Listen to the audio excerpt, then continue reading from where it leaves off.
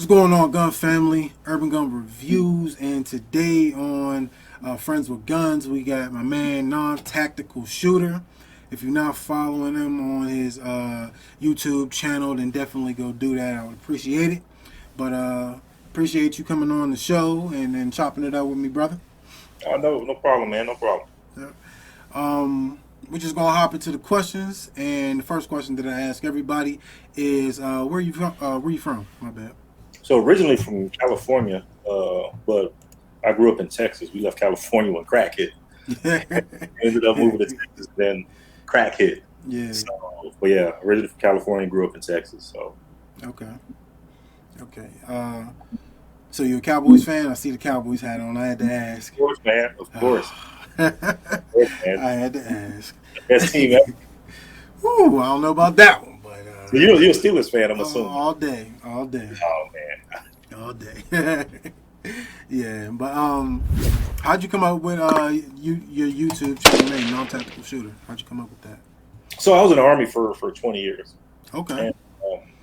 and um, I was communications in the Army, Mm-hmm. and deployed a couple of times, and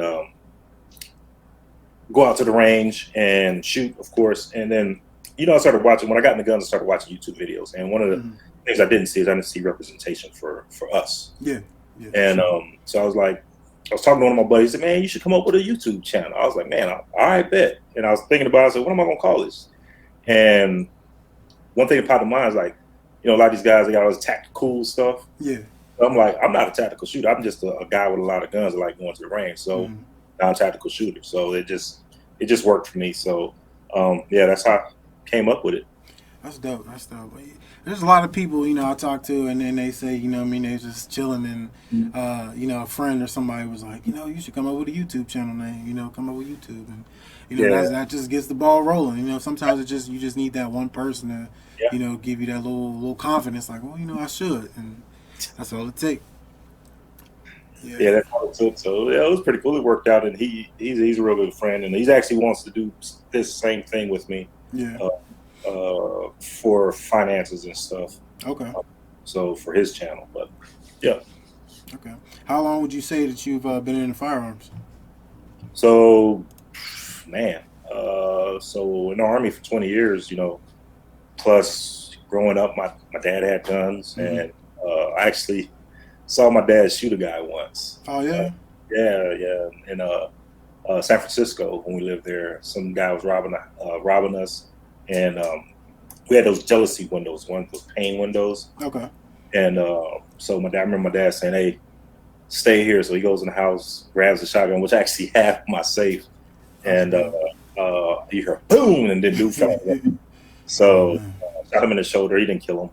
Okay. Yeah, so my dad had guns, and then throughout my time in the Army, and then I kind of got more interested in guns probably about 2015 before I retired, and there was like little things. I guess you can say a little bit of paranoia, but not the they out to kill me type of paranoia. Uh-huh. But we had moved to Augusta back in 2010, and it was a nice neighborhood at the Mm-hmm. time. And what happens is with military people, and the majority of the neighborhood is military and police officers. So what happens over time is military people leave, Mm-hmm. and then renters start coming in. So renters aren't invested as much as owners are because you're worried about property values and all kind of other stuff Yeah. Yeah. that worry. So I was in Afghanistan, and my wife was like, "Hey, call me now." So I called her, and there was a party, some renters down the road, and dude walked up, and my wife looked out the window. She heard some rustling, and looked out the window, and dude pointed a gun. So I was like, "Oh." So when I said, "Hey, call the cops right now," blah blah blah blah. So when I get back, we were having break-ins. This is from kids in the neighborhood. You know what I Yeah. mean? This is a suburb. Yeah. So kids in the neighborhood, kids breaking in houses, breaking into cars, bringing people outside the neighborhood, breaking into houses and stuff like that. So I started buying guns. So Mm-hmm. first one, Springfield XDS, which actually I still have to this day. Okay. I'll never get rid of it. And then it went from there, man. It's like one gun, two guns, 50 guns later. I was just like, hey, it is what it is. Yeah. So yeah, that's basically how it is. smidge of paranoia, but it was mainly to protect my family. So and it I just grew. got you. That's dope. That's cool. Your wife into firearms too? Nah, not really, but she's been to the range with me a couple times, and my kids, take my kids out every once in a while Hmm. to go shooting. So, and my kids are older, so my youngest is in college. So, Okay. Yeah, I've been trying to like for years get my wife into it, and like for a while she put it off, like she ain't really wasn't really interested, and then when she got to the range about the first, second, third time, she started asking like, "Hey, when you going to the range?" Like like she wanted to go too. yeah, I was like, it's a stress reliever. Like I told my mom, and she was like, I love it. It's just like it helps me. It's like a calming thing. You know what I mean? yeah, yeah. Just shooting That's like and one of the few things from the military that I miss was actually shooting, like yeah, going out and shooting. So that it brings me back to that, and it does calm me too. It's a yeah, calming thing. So, for sure. You have any firearms training? other than the military, which to be truthful, man, is really not that much, and Mm-hmm. just practice, practicing and USPSA matches, the tips and pointers you get to become a better shooter from the grandmaster or the masters and the grandmasters that are already out there, Mm-hmm. uh, and they're willing to just teach people what they learn to help you become a better shooter. So Yeah. Okay. In the military, you gotta like qualify or anything when you shoot, yeah, or is yeah. My primary weapon, majority of my career was a M16 or M4, and mm-hmm. then towards the end of my career, my last deployment, I carried an M9. So, Okay.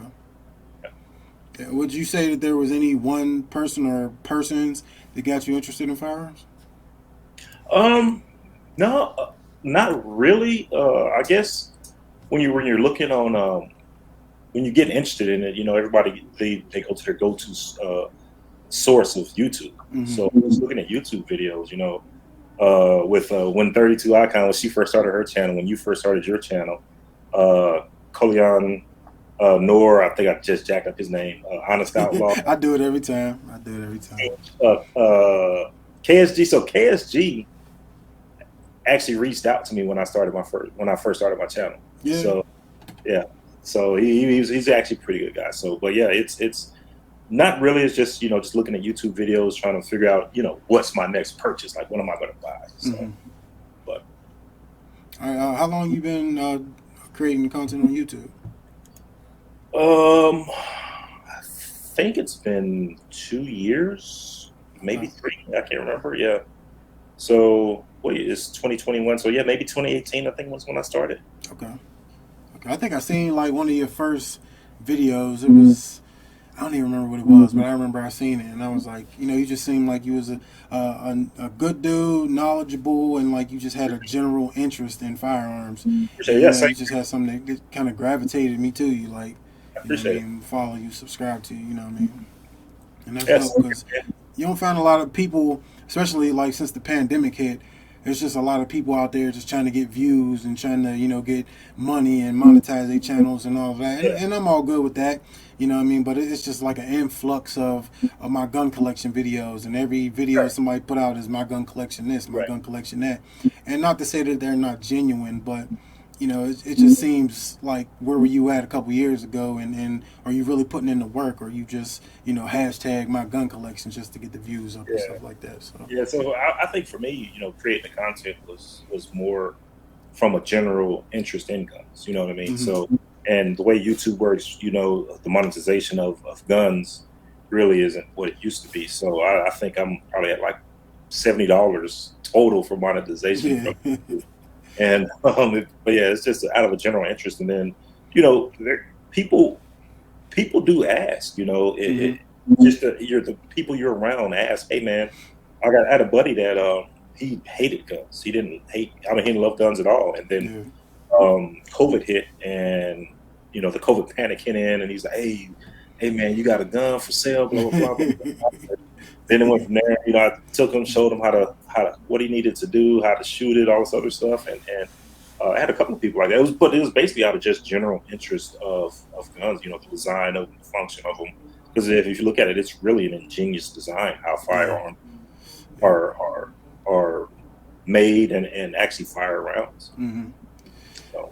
Yeah, I probably couldn't even count how many people hit me up when the pandemic, start getting Yeah, worse, and they're like, "Oh, you got guns for sale and all of this." I'm like, I don't sell guns. Like, yeah, I'm a yeah, collector. I don't sell them. And I can point you in that direction, but I'm not gonna sell you a gun. yeah, And, that's crazy. But I try to tell people like, because I think the pandemic was kind of an eye opener for a lot of people, and I tell them, I forget. I think I heard like Tactical Carl said. I don't know if you follow him or listen to him, but he made a statement. He was like, "You need to be your own first responder."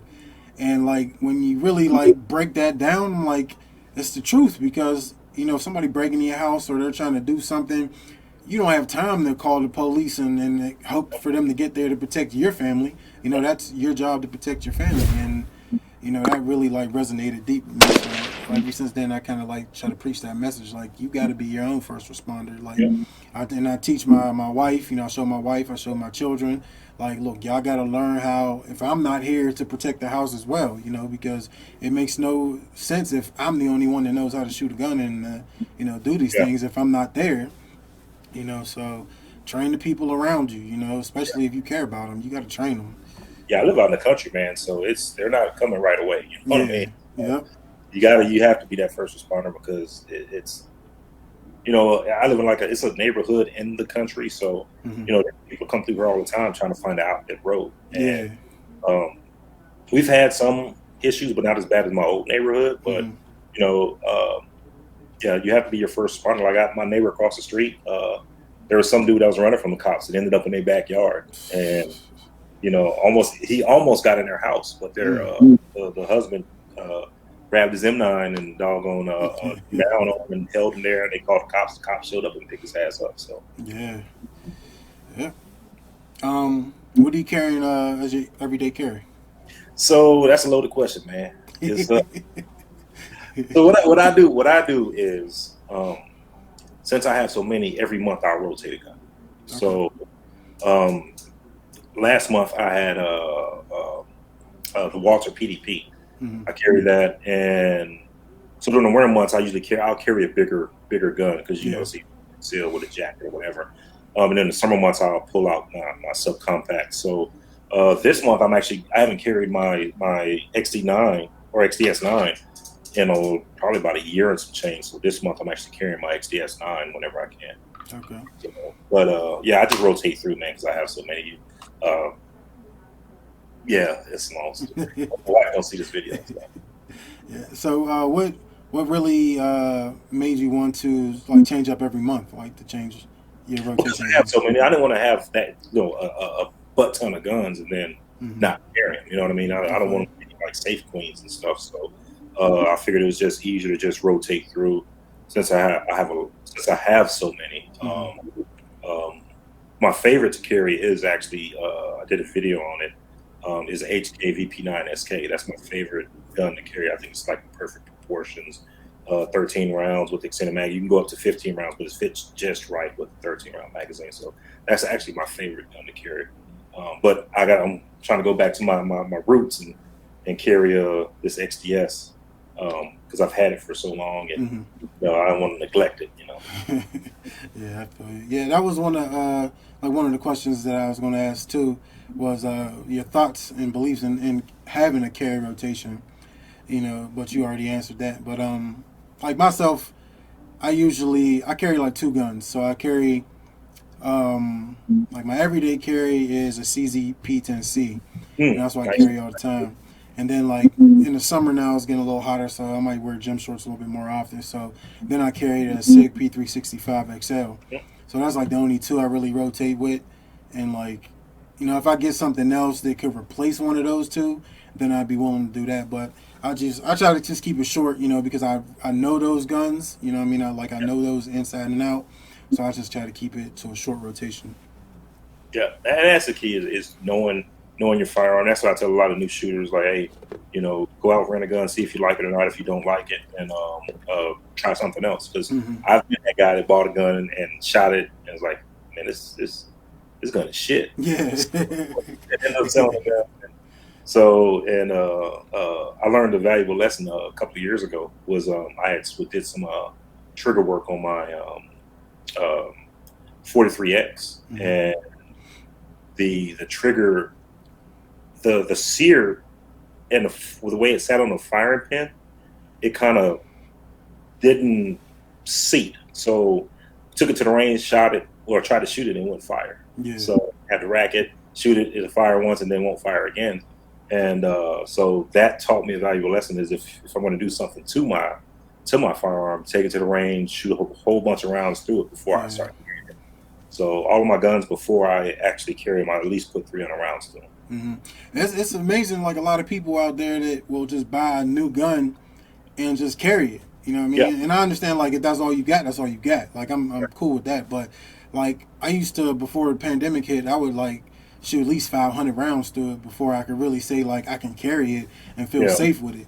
You know, but a lot of people like nowadays they probably just don't know, or just look for the research, or don't have that person in their ear like, you might want to take it to the range before you shoot it. And like, people just carry the gun before they even shoot it. Don't know how it shoots or anything. So I tell people that's important. Like, you gotta know how the gun shoots. You know what I mean? You gotta know the gun. You gotta know the trigger reset and all of that. Like, my mom recently wanted to get a firearm because she got her permit to carry license, and she was like, she called me and told me she got her license, and she was like, I want to get a Smith & Wesson. And I'm like, why you want a Smith & Wesson? And then she was like, well, my friends at work got a Smith & Wesson, so I want to get a Smith & Wesson. And I'm like, well, let's try out a few guns first, and then we'll see what you like after that. But yeah, she ended up liking what was it, the Glock 48.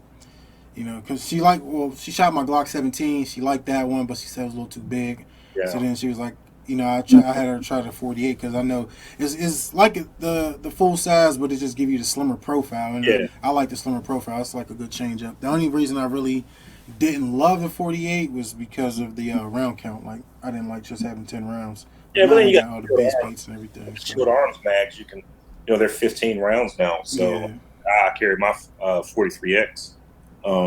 With the shield arms, I don't even mess with the 10 round mags. So I just got 2 shield arm mags. I was like, all right, I'm gonna carry it. When I carry it, I carry this. So what's your thoughts on handguns with safeties? So most military guns, well, the ones that the normal people get issued, with now it's a 320, and then before it was the M9, they had safety. So that's what I trained on when I carried in down in deployments. But for concealed carry, I am not a fan of it. Because that's a step that you have to remember, and then usually in the heat of the moment, you're probably not going to remember that step. But I do encourage new shooters that if that's what they're comfortable with, train as you fight. So if you're gonna carry it, make sure when you're going to the range and training or whatever, you're training to actually physically take that safety off. So, but me personally, I am not a fan of it. I probably, other than my 1911s, probably have like 3 or 4 guns that have safeties. I got an M18. I bought that because it's M18, and then my FNX 45 has a safety. One of my CZs has a safety. So, but I don't necessarily carry those guns. I think I carried the FNX 45 once during wintertime. It's just big too. So. Yeah, I'm not really a fan of guns with safeties. Like, I don't mind them, but like, I have a couple myself, but I've never really carry the guns with safeties because, like you said, it's just an extra step. And when it's you in a fight or something like that, 9 times out of 10, I don't think most people are going to remember, take off that safety. You're just trying to get the shots off, on target and quick. Because usually whoever gets that first shot off is usually the person that's going to win. Yeah. So. Yeah. So I tell people, that's important, that if you're going to get a gun with a safety, train with it. Like, because your life, honestly, your life depends on it. If you can't, get that safety off and you go to pull that gun and hit that trigger and nothing happens, it might be over for you. So, yeah. What's your thoughts on carry guns with lights and red dots? So, lights. My home defense guns have lights, right? When I got into USPSA, So I shoot a Canic TP9 SFX Love that with gun. red on Love it. there, and great gun. But at first, I wasn't proficient at shooting with a red dot. Mm-hmm.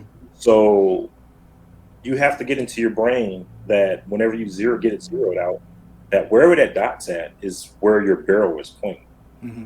So it took me probably about 2 matches and a whole bunch of practice to actually get used to it. Mm-hmm. So I have quite a few guns that have red dots on them now that I do carry. Okay. So me getting older, you know, I think that maybe in about 10 years or so, when my eyesight goes away, almost all of my guns are going to have red dots on them. Mm-hmm.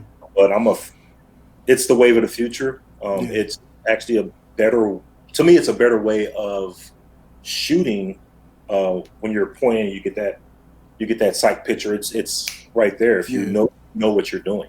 Yeah. So. Yeah, I think I got like one. I might have one gun that I might carry with actually has a red dot on it. And like you said, you know, when you get a little older, your vision ain't what it used to be. So it just helps with quicker sight acquisition or whatever it is. You know, it just helps you get that a lot quicker. So I wasn't really a big fan of it for a long time, and then as I started carrying them and getting more used to it, then I'm like, you know, I like it. But So the first handgun that I had with a red dot on it was a P320 X5 Legion. mm-hmm. So I bought the gun, they put a red dot on there for me, and took it to the range. Didn't had no clue what the hell I was doing.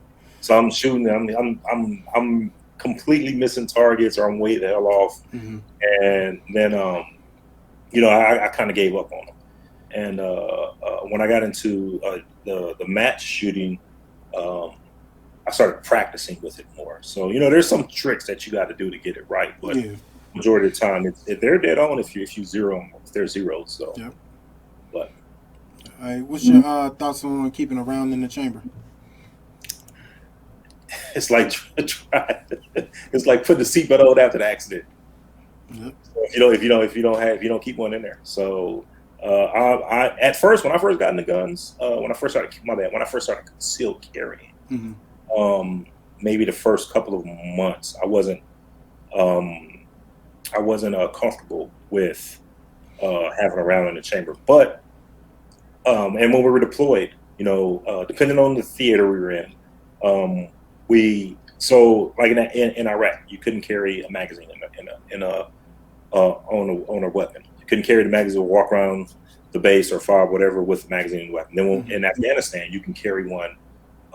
In a magazine in the weapon, but you can't chamber. I mean, you can't have, or you're not supposed to have a round chambered. So, and they're supposed to be unsafe. So you got to look at it.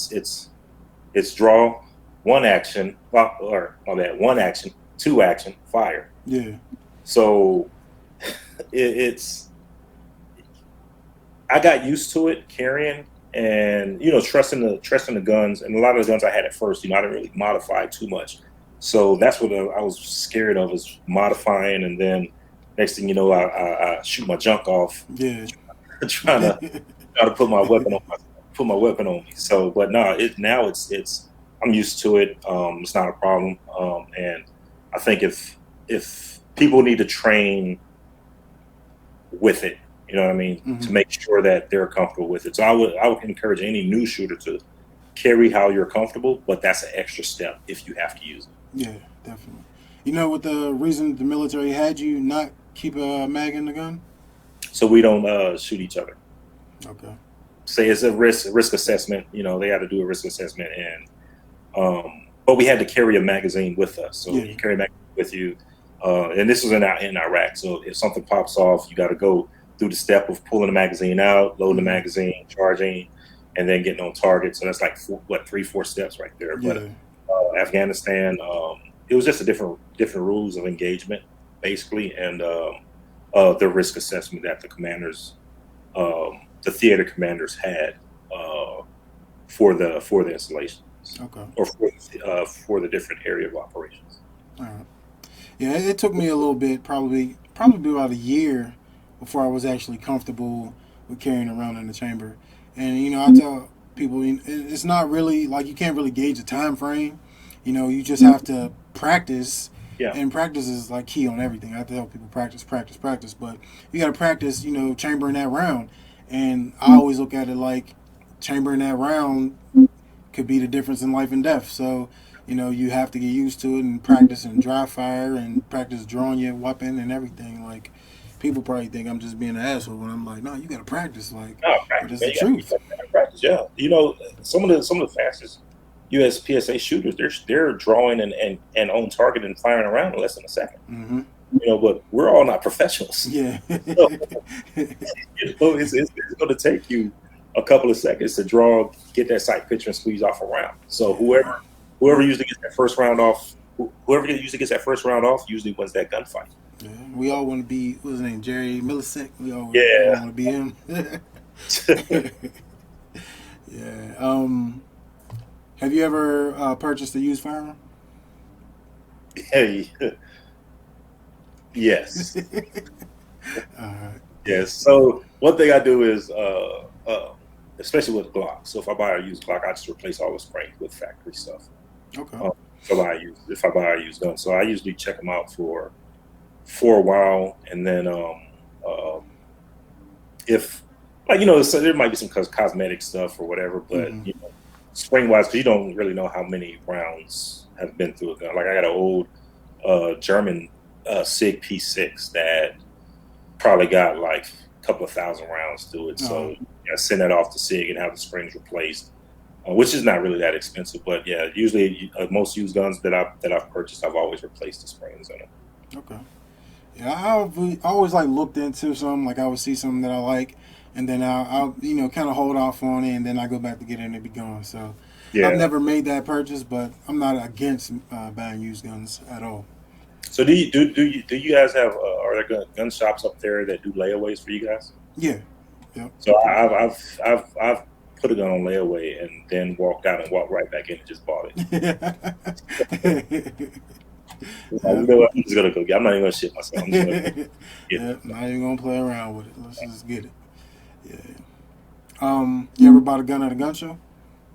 Yeah. A few back before COVID, before we started hitting these COVID prices. Mm-hmm. My first AR I bought at a gun show, and was what M&P 15, and I probably spent less than $500 for that thing.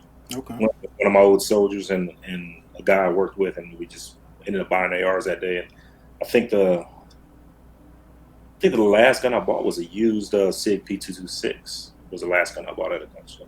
All right.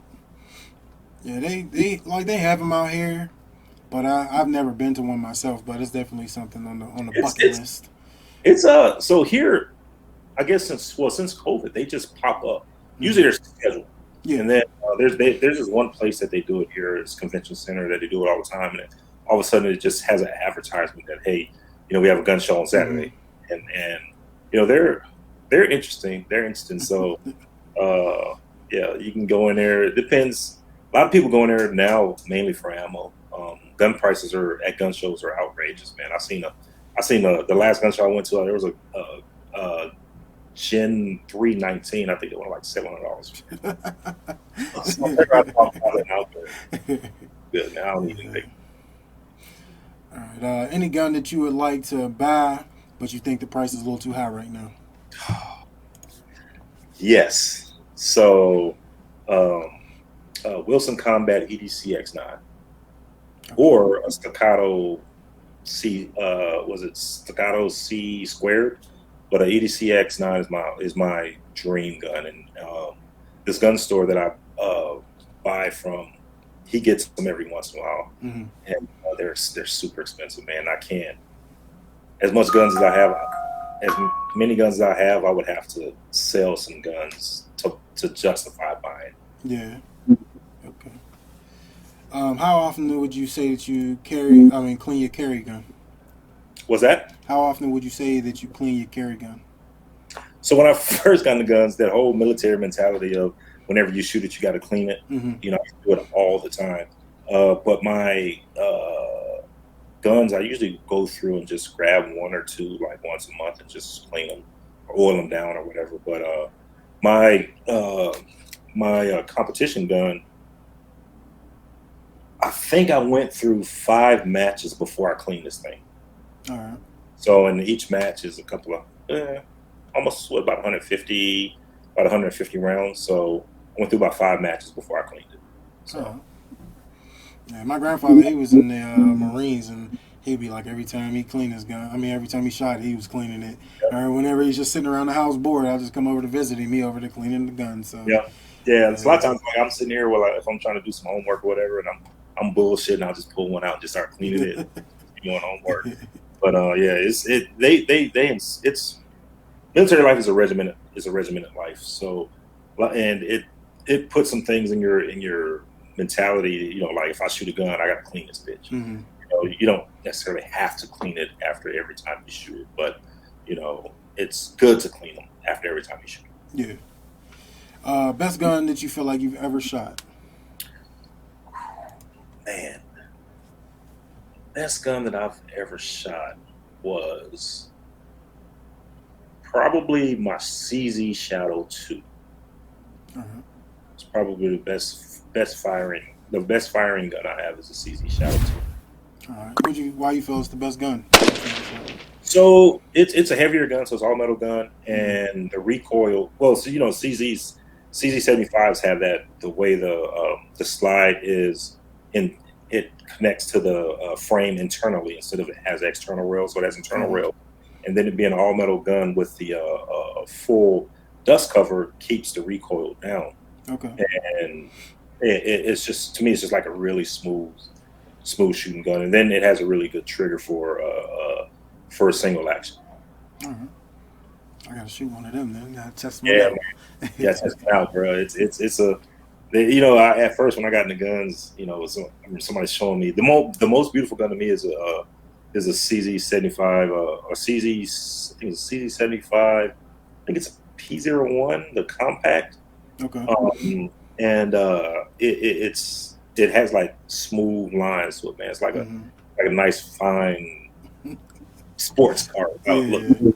So, and I actually do want to buy one, but the price on them have skyrocketed since. So it's crazy. Yeah, I got a few guns on the list. Like I want to grab a 10mm, but I'm like, the price on them is high, and then if I found one for a decent price, the ammo for it was kind of high, so I was like, yeah, I'll just wait on it a little bit. Worst gun you feel like you ever shot?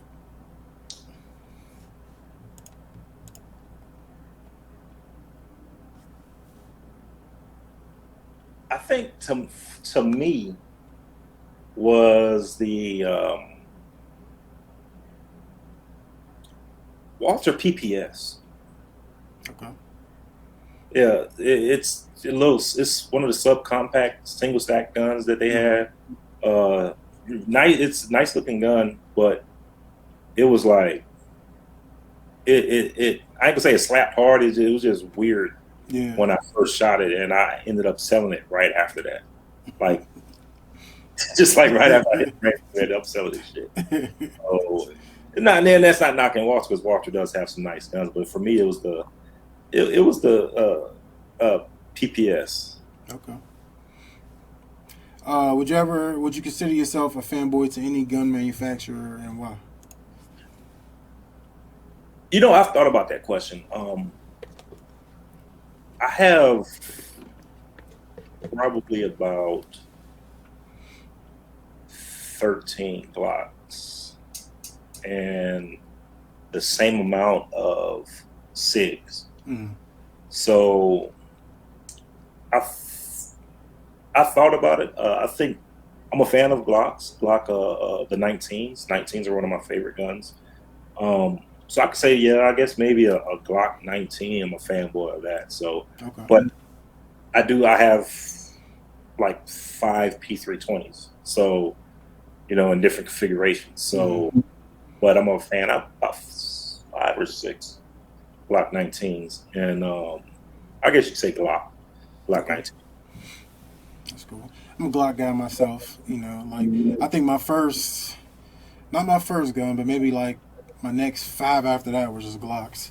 Yeah. And like, cause when I was younger, I felt like Glocks were just expensive. And I was like, the Glock was kind of like the gun to get, but at that time it was like super expensive to me, and I was like, I can't afford a Glock, so I got Yeah. like a Smith and Wesson or something, and then after that, I got my first Glock, and I was like, all right, I'm gonna get some more. So Yeah, man. I had I went to a range and I was actually shooting this XBS, and I was like, I'm gonna try some other guns. So I rented a Glock 19. I fell in love with that shit. yeah, Fell in love with it, and then ended up leaving and buying one like right after that. okay. So yeah, so I thought it was like the perfect gun. Mm-hmm. Yeah. You prefer inside or outdoor ranges? Outdoor ranges, man, because it's inside ranges. You get like all kind of characters, man. It's the range I went to, man. I had bought so I don't know if you're familiar with Fort Gordon. So Fort Gordon is like Fort Gordon, Georgia is it was a training post, but there's NSA here. So NSA's building here is named after a guy that shot himself in the range. Oh yeah. And so one day I went there to go I tried this my Glock 43 when I first bought it, and there was like police cars and stuff all over the place. Mm-hmm. I'm like, what's going on? So dude's like, they closed, man. Some dude just offed himself in there. Damn. So my buddy's son works in there, and he was like, dude was talking to him and all this other stuff. Hey, how y'all doing? They're talking guns and just random stuff and sports. And he went out there with a Glock, went out there, fired rounds, and all of a sudden turned to the side and shot himself right down the range. So, Damn. and I've had like weird experiences at that indoor range where there's this one dude there that was like, he looked like he bought a gun to use it for something. Mm-hmm. And me and my homeboy was shooting, and he would shoot, and he was like, pow, and then do like this. So when I go to the range, I actually keep my concealed carry on me, Yeah. right, in case somebody stupid's there. Yeah. And so I'm backing up. He's doing that, and I put my hand. I said, if this dude make a funny move, I'm about to shoot his ass. And so when you shoot him, he comes to my homeboy and says, hey man, are the bullets supposed to come out like that? So how when they eject out, Yeah. and I heard him. I'm at the range. I'm shooting. I'm at the firing line shooting. I'm like, he didn't just say what I thought he did.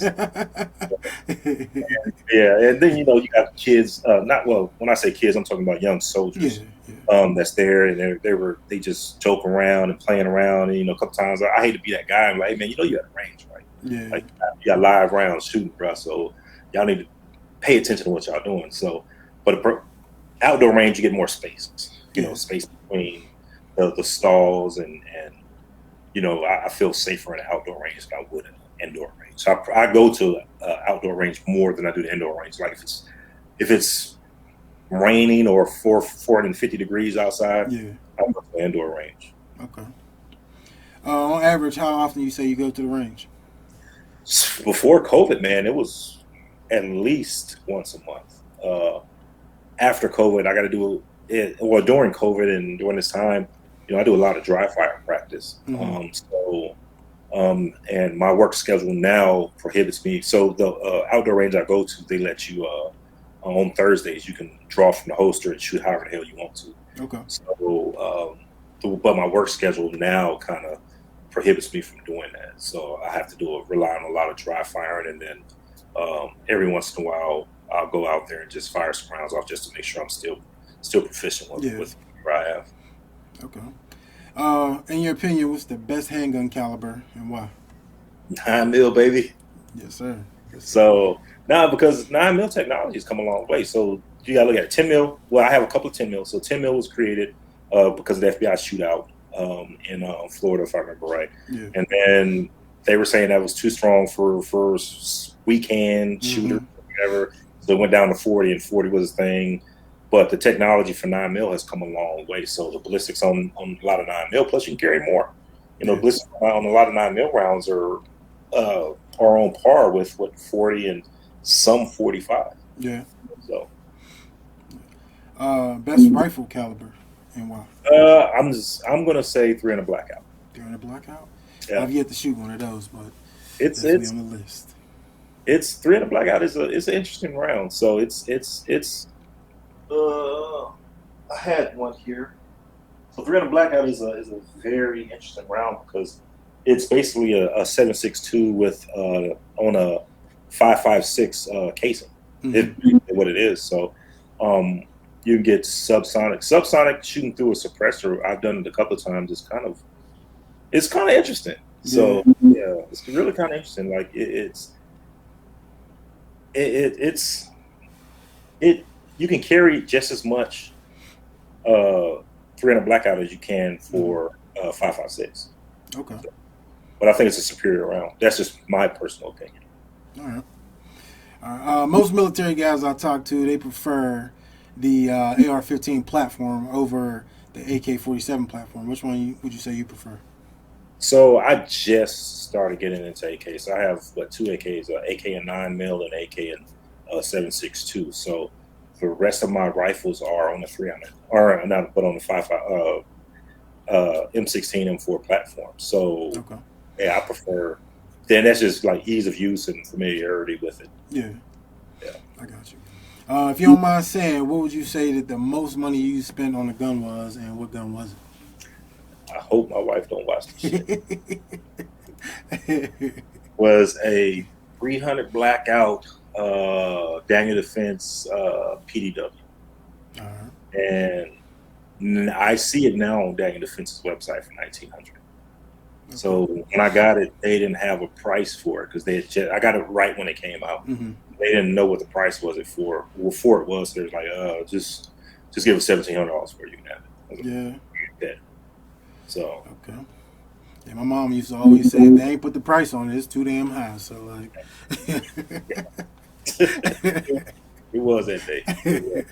that's what's up though. If you had the choice to like buy that gun again, knowing what you know now, would you still get it? Like getting another one? Just looking back on it, like, Yeah, okay, yeah. It's worth it. It's worth it. It's a nice rifle or yeah, nice pistol or AR pistol. Yeah. all right. Dry firing, we kind of went over this a little bit, but dry firing to you, good thing or bad thing? Good.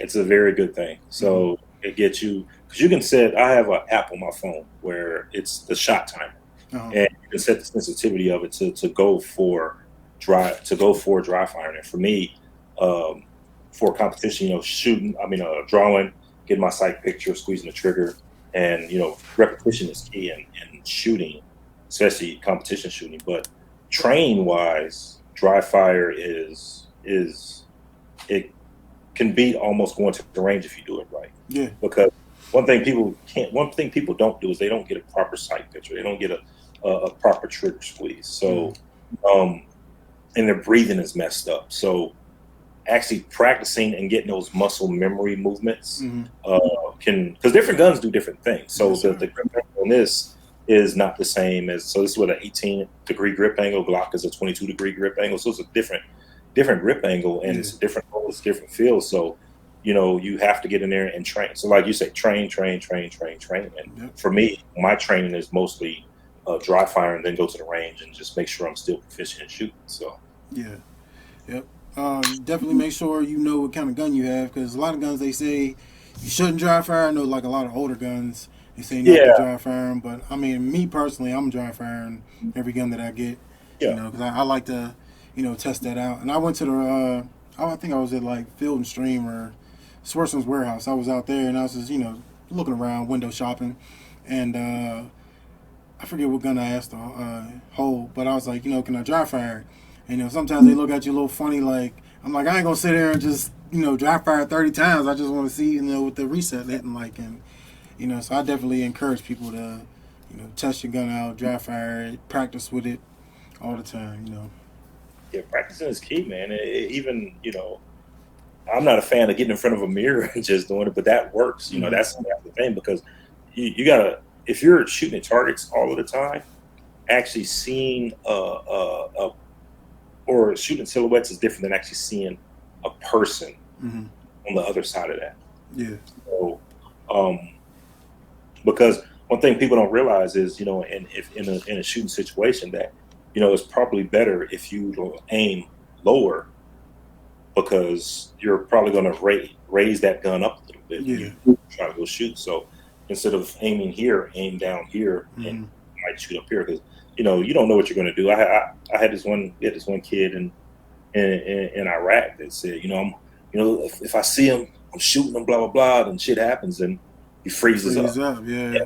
What you're gonna do, man? So when you're faced with that situation, you know the name of that app that you mentioned? yeah, it's. Give me one sec. Mm-hmm. I think it's called Shot Timer. IPSC Shot Timer. Okay. You said And IPSC? Yeah, IPSC. Okay. Yeah, you can set it to delay. You can set it to as soon as you hit the button to go off. Mm-hmm. It records in real time. If you make a noise while it's doing it, it's going to record that. Okay. So and I've used it at the range a couple of times too, to get splits. So, but yeah, it works pretty good. Yeah, IPSC. That's what the IPSC. Yeah. Okay. I heard a little bit about that. Thoughts on having a carry rotation? We kind of went through that. Yeah, we went over that already. What's your thoughts on appendix carry? I'm too fat for that, bro. So if you can, go ahead and do it, man. Like I tried it once, it didn't work out. I had a gun pinching me in all the wrong places, so I'm like, nah, bro. Yeah, that's what. Like I found a holster called the JX Tactical Fat Guy holster, and like before that, I tried the appendix carry, and like you said, it was just pinching me all over the place, and like I get in and out of my truck, and it was just it's just uncomfortable. And then I found that holster, and I tried it out, and like it changed my life. So what was that holster? JX Tactical Fat Guy holster. Okay. Yeah, and it's like deep concealment, and it works. Like I can get in and out of my vehicle. I go sit down. I can do whatever, and it's not going to like hurt at all. And I, appendix carry my CZ P10C, and it's like no problem with it. So I always tell people, definitely like that brand of holster and that model. I try it out. I'm willing to try out anything, but yeah, I tried it once, man. It didn't work out right. It was hurt so bad. I was like, nah, bro, I'm good. I'm good. So, what position you carry? Usually around the I guess 3 o'clock. 3 o'clock. Yeah. You prefer inside the waistband or outside? Inside majority of the time. Like during the wintertime, I'll carry outside, but it's usually covered with a jacket or something. Whenever I carry a big gun like my FNX 45 during the wintertime, I have to carry that on the outside. So. Yeah. That hold like 15 rounds on it. Oh yeah, 15, 45. Yeah, it was my home defense for a while, and I ended up with part of my paranoia was what I wanted to do was I wanted to have the same platform that I would have throughout my house. So Glock 20s, Glock 30s, same magazine, and yeah. Smart. Steel or paper targets? Which one you prefer? I've shot both. I actually like steel. Shooting steel for the first time was weird, but once you get used to it, you get that feedback. Like you can see where that round is hitting, and you can tell if you hit the target or not with a steel. So yeah, a lot of the matches have some steel targets set up. Mm-hmm. Yeah, I prefer steel, but like I like paper targets for like zeroing in and just looking for like precision shooting and stuff like that. I think a lot of times people get caught up with shooting paper targets and hitting a bullseye, and like if you're in a defensive situation, you just want to make contact. You just want to hit them. Yeah, you don't hit somebody in the chest. You know what I mean? Yeah. Yep. So, and this is a very large area. Mm-hmm. Hit somebody, and it's not like you're shooting to be an expert marksman. You're shooting to defend yourself. So if you have to shoot, this anywhere in this area it's going to sting a little bit. Yeah. Hopefully, hit anybody around that area, it's going to slow them down or stop them. So, any guns that you're looking forward to getting? So I told myself when I finish when I graduate, when I finish my doctoral degree, I'm going to either get a staccato C square or C2, whatever it's called, or send off for one of my Glock 45 off for the Grandmaster treatment over at Terran Tactical. Okay. So, but that's my present to myself when I graduate. So All right. I never heard of them. What do you say, staccato? Yeah, staccato. They used to be the STI. It's like the staccatos. They changed their name for whatever reason, but staccato C2. Um, and they're actually it's a 1911 style gun, Mm-hmm. 9 mil, and it's actually on my I want to buy list one day. So, but Okay. they're super expensive. So the one of it's the STI. One of the STI guns was one of the John Wick guns done by Terran Tactical. And when Okay. I first saw that, I fell in love with it, and I was like, man, I'm gonna get one of those one day. And then they're up there now, man. I saw them on Gunbroker a while back. They were like $4,000. Yeah. Um, but yeah, but yeah, that's my plan. So once I graduate, that's gonna be my present to myself. I'm gonna send my Glock 45 off to get that love from Terra Tactical, or just buy a staccato C square or C2. Okay. That's dope. What's your thoughts on open carry? America, that's my thought. No America. doubt. No doubt. And it's so some states like South Carolina just did open carry. So in Georgia, here you can only open carry if you have a concealed carry license. Mm-hmm. So yeah, it's America, man. We all get one thing people don't realize is everybody has freedom. Yeah. So were you on IG yesterday? Did you see the Recoil magazine thing? I don't know if I've seen it. All right, so there's a shooter on there that I can't remember his name. It's Chris something. He's openly gay, married to a man. Recoil magazine was doing a thing, and they were asking people to vote on a cover. So he was wearing a shirt that had an American flag on it that had the gay pride colors on there. Right, It's what it is. That's his lifestyle. It is what it is. So.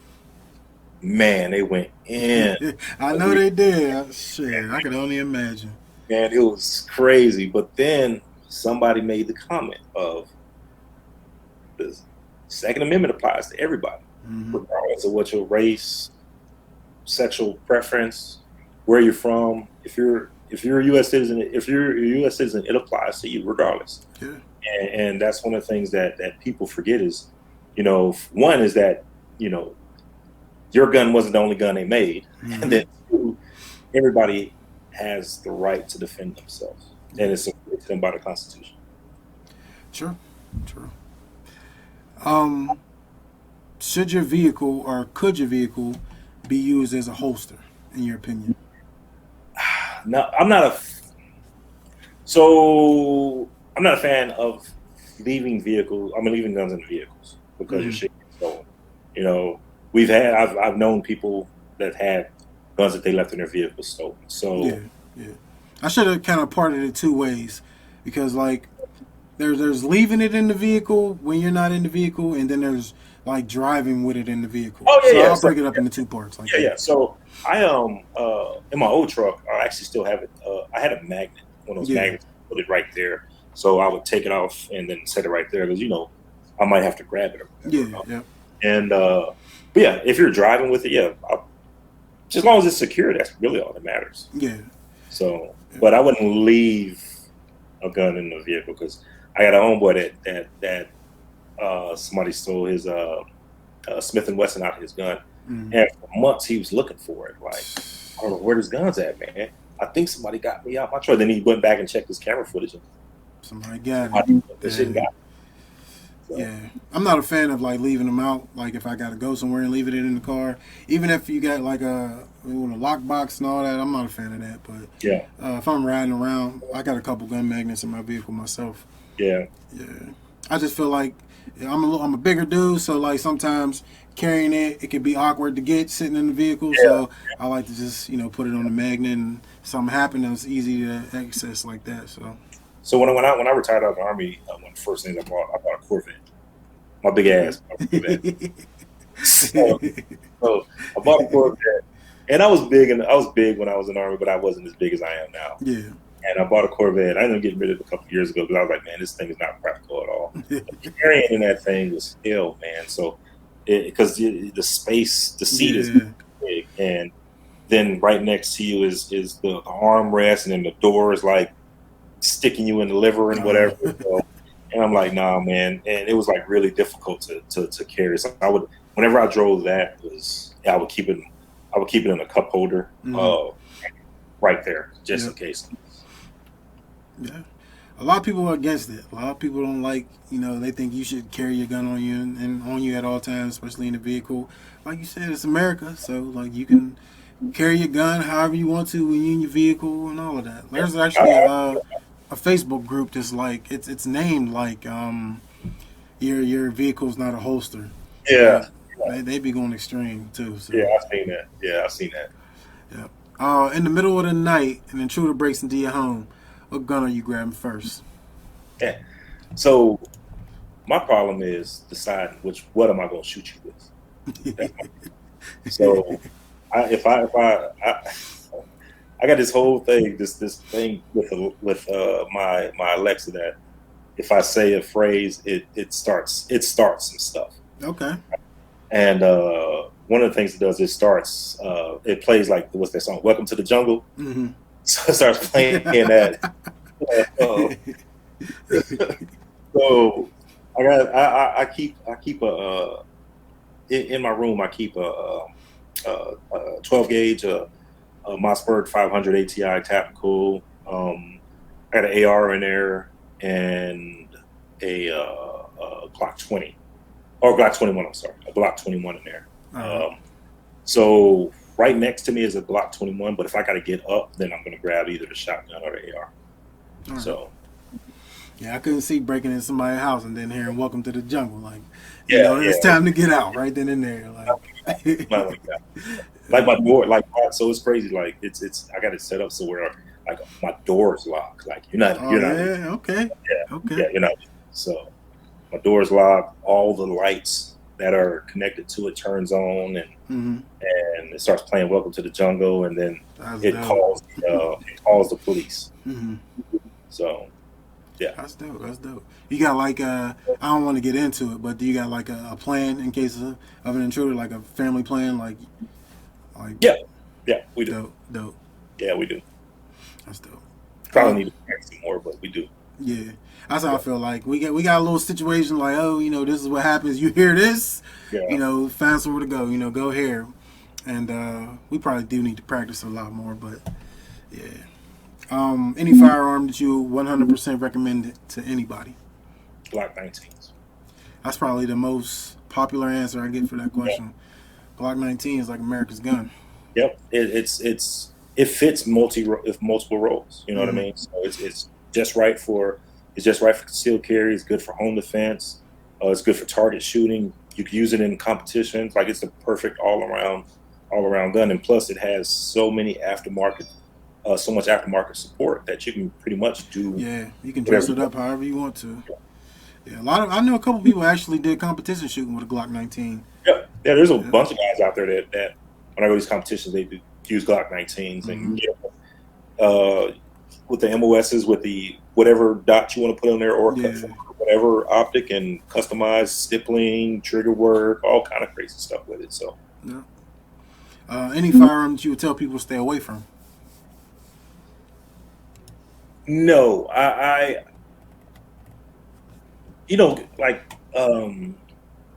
high points. High points get a bad rep, right? But high points actually shoot. You know what I mean? They're heavy as shit, but they shoot. I remember I was at a range one day, and I said, I saw this dude out there with a high point. Him and his homeboy was out there shooting and stuff. I'm like, I'm just laughed. This motherfucker got a high point. And I thought about exercising his right. Yeah.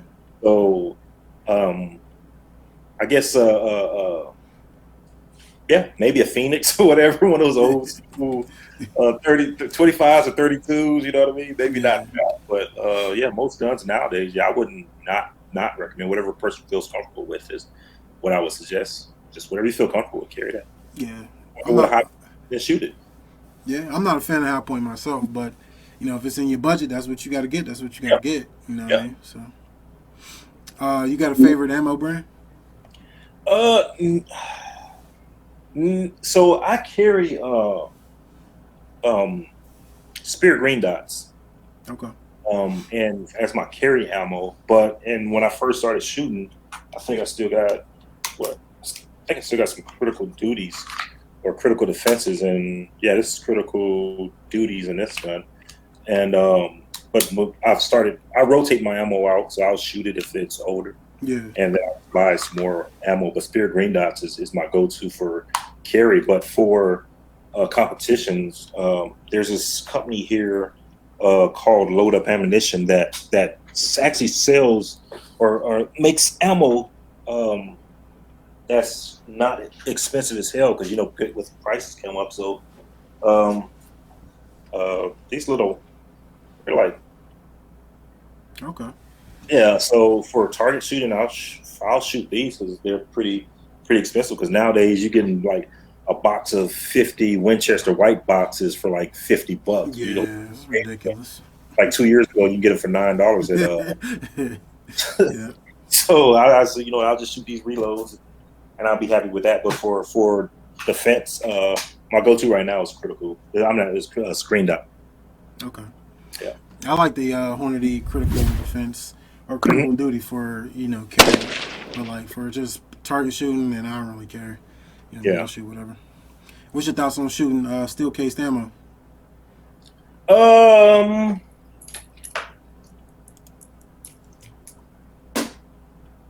Okay. Yeah. I'll shoot it if the gun is shoot it then run it.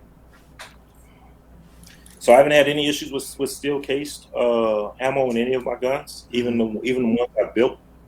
I haven't had any issues with any of those. But yeah, I'll shoot steel case in a heartbeat. Yeah. I like steel case. Like, I mean, it's a little cheaper. You know what I mean? So that's one reason I don't mind it. But as far as like my AR-15s, I won't really shoot it in my ARs, but my AKs, I'll shoot it in my AKs Yeah, all day. I think my AK is loaded with nothing but steel casing. I accidentally bought these Yeah. at when COVID first started. I was going to the range. I was like, oh, I need some ammo, and dude had this cheap ass, big ass box of like 500 rounds of ammo. I was like, yeah, all Yeah. right, and then when I get to the house, I'm gonna say, oh shit, it's steel casing. It'll run. Yep. Yep, it'll run. You got a favorite brand of holsters that you like? So lately, I've ordered a lot of Eclipse holsters. Okay. It's a little small company. I think they're in Virginia, and I've bought maybe like 7 or 8 holsters from them. All right. So when I was looking for my 509 tactical, I was having a hard time finding a holster for the 509 tactical that had an optics cut. Mm-hmm. And they were the only at the time they were the only ones that had that holster with the optics cut. All right. So straight off the shelf. But yeah, they're made. Once you order them, like you can get whatever design they have. They got like a butt ton of designs, man. Yeah. I got one with the twisted. I got a twisted T one from. I seen that one. I seen that. I got a twisted T holster that I actually sent one of my homeboy, my best friend, sent one to him, and then I think I just ordered like this retro '80s holster for my Smith and Wesson Shield Plus. Okay. So, but they're a pretty good company. Yeah, I haven't had any issues with their holsters at all. All right. So. I'm gonna have to check them out. Any holster brand that you don't like? Leather holsters. I'm not a fan of leather holsters. So I have some hybrid holsters and they hold up all right, but a lot of leather holsters. When you first get in the gun, you don't know what the hell you're doing. Yeah. Man. Yep. So I ended up just like I need a holster for this, and like leather holsters. Like sometimes, like one of the issues with leather holsters, like they'll bunch up in the trigger guard, and it might Mm-hmm. you might actually have might actually shoot my fire, yeah, or get an AD, and next thing you know, you got a bullet wound in your leg. Yep. So, but any soft leather holsters, I wouldn't suggest. Okay. I kind of answered another question. I was going to ask you if you prefer Kydex or leather. Yeah, Kydex all the way. Kydex always. But being a big guy, some hybrid holsters. Think I've got a couple of crossbreed holsters for some of my Glocks, and you during the summertime you sweat, and it kind of you get that sticky feeling with a Kydex on your side, but with the leather holster, it's not really that bad, and then it doesn't. I've had holsters where, or not the holster, but the gun where you're like right here, it stabs you in the side. Yeah. So, but those crossbreed holsters kind of come up a little bit, so it's like leather. It's like a leather pad on this side, and then it's Kydex on this side. In your opinion, would fewer guns result in less gun violence? You know what? I knew you was going to ask me something. I personally don't think we have a gun problem. I think we have a people problem. Absolutely.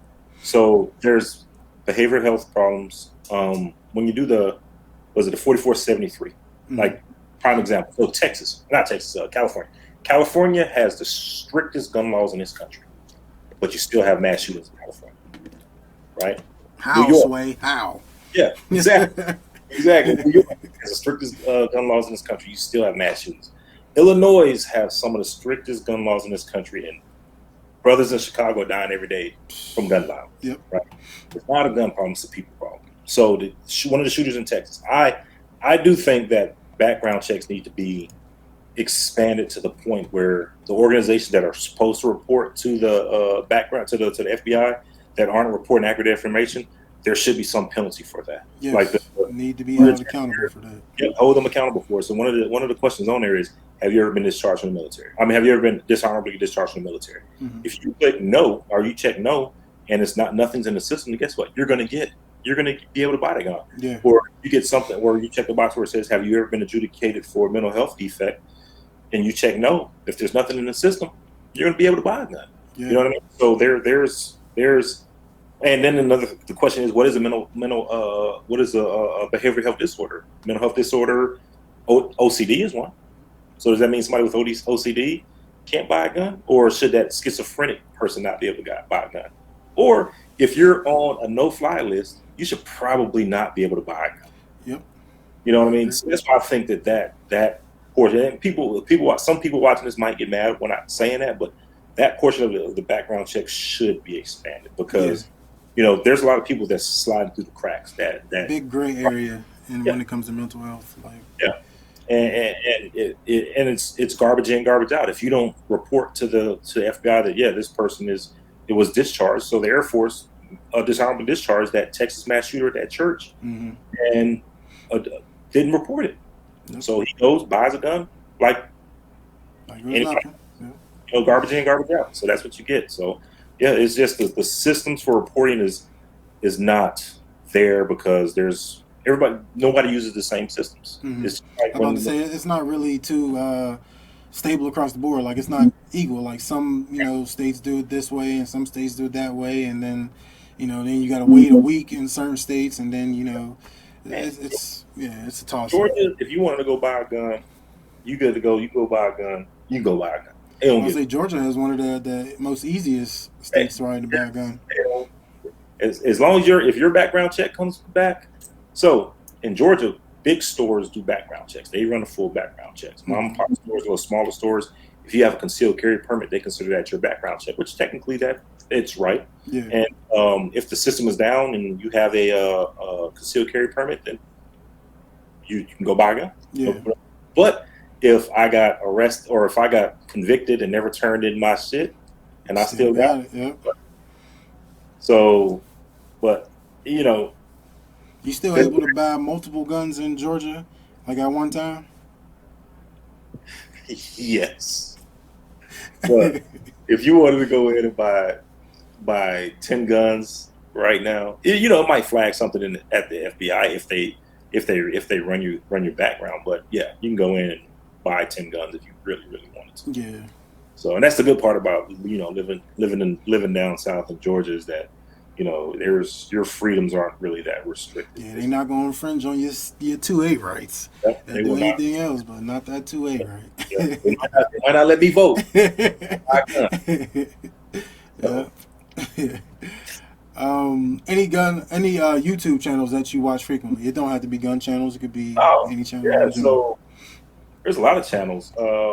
You, of course, Appreciate it. 32 Appreciate it. Icon, Honest Outlaw, KS is that's a good guy. Kentucky Outlaw, I feel bad for him. So hopefully he's recovering. I saw he posted something yesterday about an update, so I got to go check out. Yeah. Yeah. I got a buddy that does license security classes in Texas, 911 LTC. He's starting up, and good old Hitchcock. So definitely. I think everybody, yeah. Even I was like the first GUNTUBER I ever watched was Hitchcock. Yep. Tactical toolbox every once in a while. Coleon every once in a while. And I'm not knocking him or his brand, but sometimes his message can be, I'm not gonna say hard to understand, but somewhat difficult to understand. Yeah, I can understand that. Yeah. So, but you know what? I was when 32 Icon when I first started. Like I was watching her when she had like 1,000 subscribers, man. Oh yeah. Yeah, and how that channel blew up in a short period of time. I was actually happy for it. And then she does a thing too. It's not that many sisters out there, or black women. Period. There's not that many black women or women. Period. Out there with gun channels that are getting views and all this other stuff. Mm-hmm. And she did a good job on it. Like at first when she started her channel, she really didn't know what she wanted to do. She had this video saying, "What should I do?" Yeah. And she ended up doing a gun channel and product reviews. And she did a great job. So and her channel grew pretty good. So and I can't be nothing but proud of her because she smashed in two genres and two barriers in this community. Yeah, you gotta respect it. She grew organically. Yep. And it's just like you see the progression, and you know what I mean, like, and she definitely deserved it. So, shout out 32 Icon. Any advice that you would give to someone buying their first firearm? Go to the range first, rent a gun, or rent guns and shoot them. Whichever one you like is the one you buy. Okay. And then just train. Mm-hmm. All right. Last question, and I'm gonna let you up out of here. I know you said the Staccato C2 was your unicorn gun, but if you had a unicorn gun per se, would it be that, or do you have something else in mind? No, it would be that. It would be that. So those are actually no. A Wilson 80 CXI. That would be my. That's probably one of the ones I'll buy eventually, but. Those are actually really nice guns. They're 1911 base guns or 1911 platform guns, and they're just sexy, man. They just look sexy. So, yeah, that's about it. What about yourself? What about you? My unicorn gun would be a I just forgot the damn name of it. It's a I can't think of it right now. My mind just went blank. Not a F. Is it an FN? A SCAR. FN SCAR. Oh yeah. SCAR 16 or 17. I actually have a for a long time, man. Like I'm a little nerd and stuff. So growing up, I was a nerd, and then pretty much majority of my life I watch a lot of sci-fi stuff. And there's this one show on Sci-Fi Channel. I think it was called Stargate, and they had the P90, FN P90. I fell in love with that gun, man. And I remember I was at the Post Exchange, and they had one, and I was like, let me think about it, and I left, and then I came back. Came right back. Dude was walking out with it. They were walking him out with it, right? Yeah. I'm like, fuck. So I go back in the back, and I'll go back to the gun spot.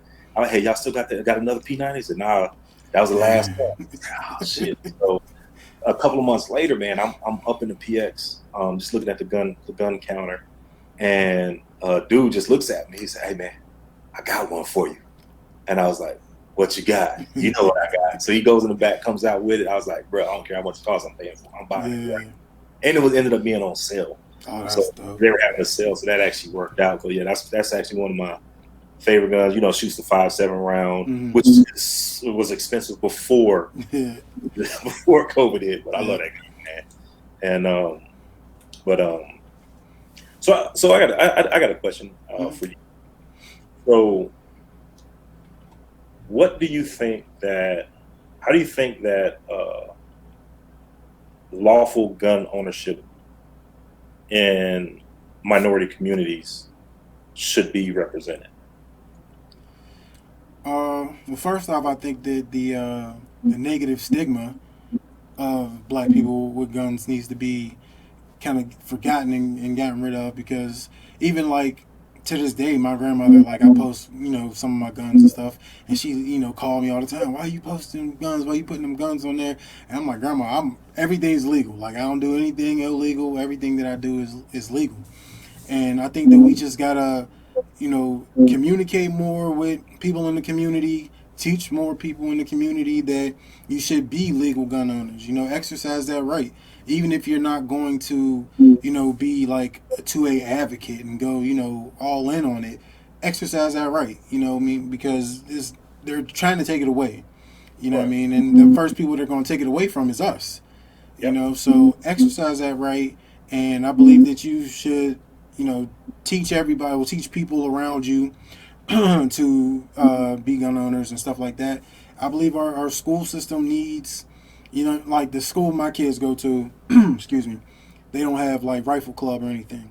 But the surrounding schools that are predominantly white schools have rifle club. So that's just the thing that I would wish, my kids' school have. Even though, like, next year my youngest, he's 14, he'll be going in the 9th grade, and I can send him to that other school for that, for rifle club, and I'm like, that I just think that, a lot of more of us need to, especially if they're interested. Like, my son showed interest in it, so like I was all in. That's all I needed to see was he was interested, and we need to, put more footwork in the community, and just working with people. A lot of people just don't want to talk about it, and then when you say something about guns, you just get that negative thing. Well, what you trying to do? I mean, it's not what I'm trying to do. I'm trying to protect my life and my family. So I hope that answered your question. No, that did. It's I hate, when I first got my first gun, that my shotgun, I was so paranoid about, having a gun. So I drove so my dad lived in Texas at the time. And so I drove from Texas all the way to Georgia with this gun. And, the entire time I'm driving, I'm thinking, if I get pulled over, I'm going to get shot. Yeah. Even though this gun is in the back of this doggone car, I'm going to get shot. They're going to think I just stuck somebody up. They're going to think I just robbed somebody, without the benefit of the doubt. And then, when I got my first gun, it was still somewhat that stigma was, that, I got a concealed carry permit.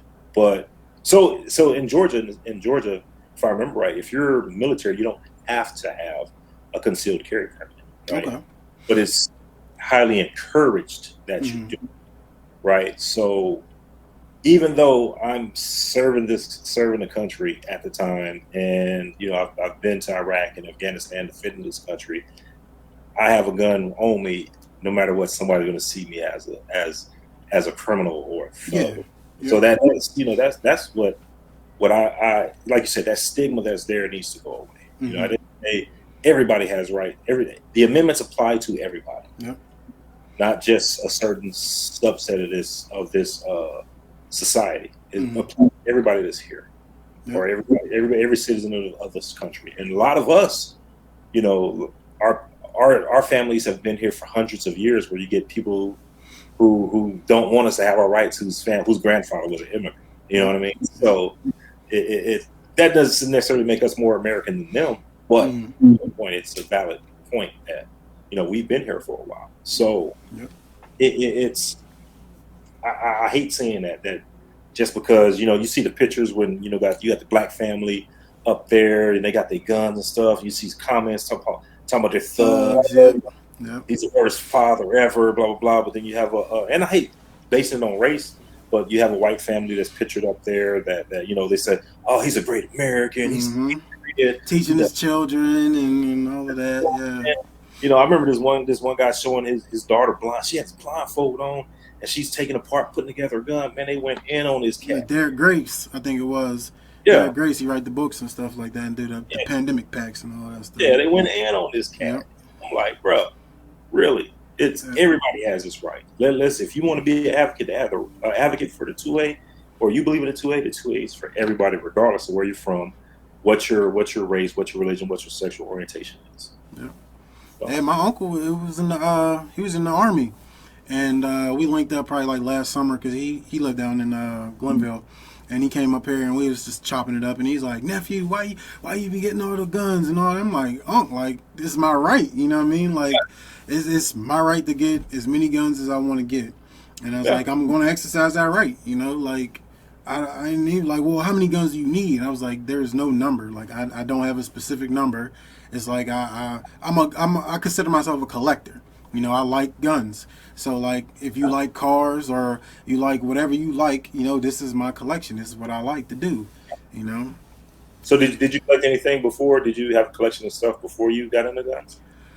No. Like, before I really started YouTube, I might have had, like, 3 guns.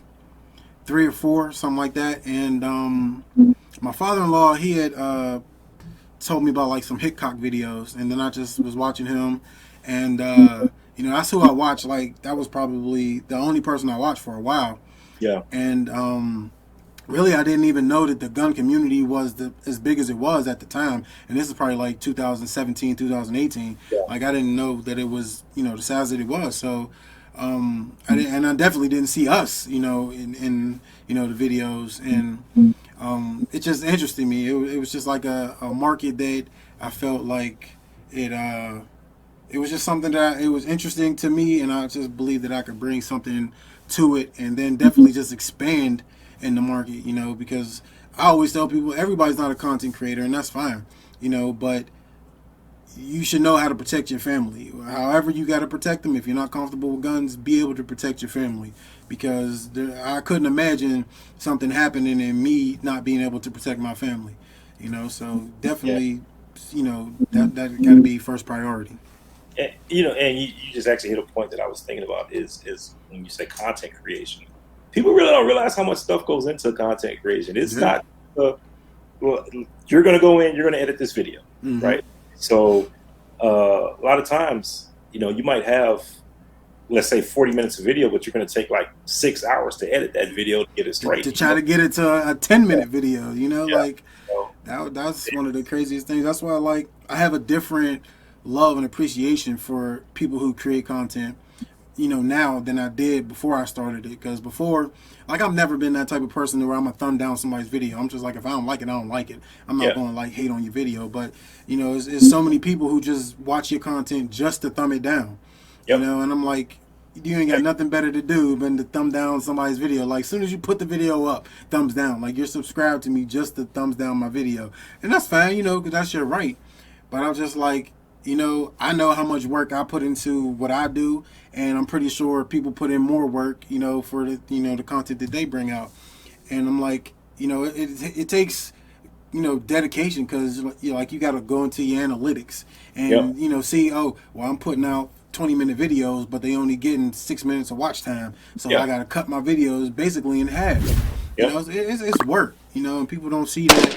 And, I know since I became a content creator, I definitely appreciate people's artwork more, because it's not like most people just pressing record and just uploading videos all day, And we had I had this one dude. I don't know who this dude was. This dude said, "A gun don't make you shit." Come on through. What right? So I was like, really? Like, this haters out there like that. Internet thugs, in the comments all the time. And I'm like, at first I'd be like, we just gonna go back and forth. And then I just got to the point, like, we ain't gonna never see each other. And if we did, you ain't never gonna say anything to me. You know what I mean? Nothing like that. So I'm like, it is what it is. Like, you Yeah, just I'm internet glad you're thug. here, man. It used to like I see a negative comment on it, man. That's like, damn, that's fucked up. But now, Yeah, it whatever. get under my skin. I'm like, man, wow, like you ain't got nothing better to do than just send some hating ass comment on my stuff. But Yeah, like, yeah, it is what it is. That's just the nature of the game. You know, people gonna yeah. do it. So yeah, like I said, it is what it is, man. But Yeah. no, this is cool, man. I appreciate you reaching out to me, and we can do this more. I wouldn't mind doing this more. Oh, for Uh, sure, for sure. yeah, I'm gonna start doing them like live. You know what I mean? Like, especially, we didn't already chopped it up. I didn't already put this. I'm gonna get this episode together. But then after that, you know what I mean? We start doing them live, and what I mean, just having conversations. General conversations, and just build the community, start bringing more people in and stuff like that. Because a lot of times you don't see the camaraderie. You don't see people reaching yeah, out, and it's not that people don't want to. It's just people being scared. People being scared just to reach out to somebody and be like, hey, how you doing? Let's talk like this. You know what I mean? Like just having a regular conversation with people. yeah, And like myself, I'm not even like really a talkative person. I'm more of like an introverted type person. Like I sit back and gauge the room. But when yeah. I'm doing this is like I want to build in this community. So that's definitely something that I'm interested in doing. Yeah. Same here, man. Yeah, same here. Like I don't necessarily make content for likes or whatever. It's just like I said, I'm just really interested in guns, and they fascinate me, and this whole community fascinates me, and exercising the right that I was, because you gotta look at it. So I'm 43. I Mm-hmm. was born in 78. So I'm the first male in my family that was born with all of their rights. My dad was 50 when I was born. You know what I mean? Yeah, I'm the first male in my immediate family that was born with all of their rights, and I'm only 43. that's crazy. So, but it's what it is. It's what it is. Yeah, Continue on with this train and just try to make America better, and get awareness out there, and get more people aboard for our cause, and to freely exercise our right. yeah, absolutely. Yeah, but I appreciate you coming on. You know what I mean, and chopping it up with me. Anything you want to say before we get up out of here? No, I think, like I said, I appreciate you reaching out to me, and this was a great talk. So I don't get to talk with many of our peers Yeah, about an issue that we love. And one thing I say is, people out there watching, just go out there and exercise right, train, train, train. And if you like what you see, like, subscribe to both of us. yeah, So, yeah. non-tactical shooter on YouTube. Yep. Like I said, like he said, if y'all not subscribed to Non-Tactical Shooter, subscribe to this man's YouTube channel. Follow him on IG. You know what I mean? Like, comment his stuff, all that. But we gonna get up out of here. Stay blessed. Stay strapped, bro. All right, brother. Appreciate it. Appreciate you.